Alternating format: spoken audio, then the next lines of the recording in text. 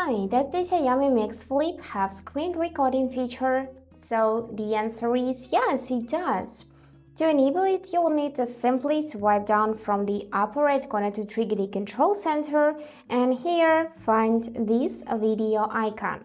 To start recording, just tap it, and here you'll see these floating buttons which you can drag anywhere across the screen. And to start recording, just tap this red round button, and here you'll see the time of your recording. Now we can tap here on this button to stop it, and now as you can see it is saved to the gallery, and this is how it looks.